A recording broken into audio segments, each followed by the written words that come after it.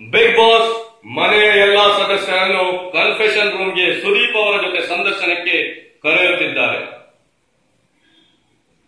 ನಮಸ್ತೆ ಸುದೀಪ್ ಅಣ್ಣ. ನಮಸ್ತೆ ರಾಮನ್. ನಮಸ್ತೆ ಸುದೀಪ್. ನಮಸ್ತೆ ರವಿ ಅವರೇ. ನಮಸ್ತೆ ಮಿಸ್ಟರ್ ವೈಟ್ ಬಾಯ್. ಎಲ್ಲ ಒಂದು ಬೆಳವಣಿಗೆಯನ್ನು ನೋಡ್ತಾ ಇದ್ದೇವೆ.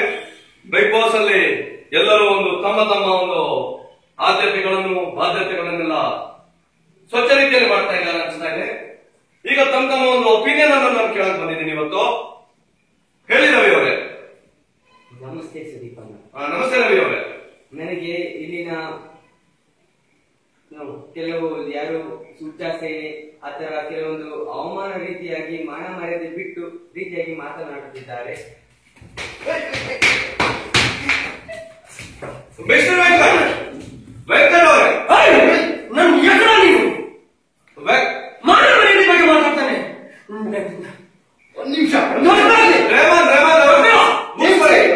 ರೇಮನ್ ಅವರು ಮುಗಿಸ್ಕೊಳ್ಳಿ. ಒಂದು ನಿಮಿಷ ರೇಮನ್ ಅವರು ಮುಗಿಸ್ಕೊಳ್ಳಿ. Mister Venkat, please sit down. Please sit down. Sudeep Sudeep ನಂಗೆ ಮಾತಾಡಿಬಿಡಿ. ನೀವು ಮಾತಾಡಿಬಿಡಿ.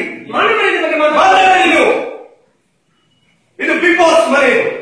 ಎಲ್ಲ ಒಂದು ಫ್ಯಾಮಿಲಿ ತರ ಇದೀವಿ. ರೇಮನ್, ನಿಮ್ಮ ಪ್ಲೇಸ್ಗೆ ಹೋಗಿ. ಸರಿ ರವಿ, ಆರ್ ಯು ಓಕೆ? ಪರವಾಗಿಲ್ಲ. ಎಲ್ಲ ಬಿಗ್ ಬಾಸ್ ಮಾತಾಡಬೇಡಿ ನೀವು.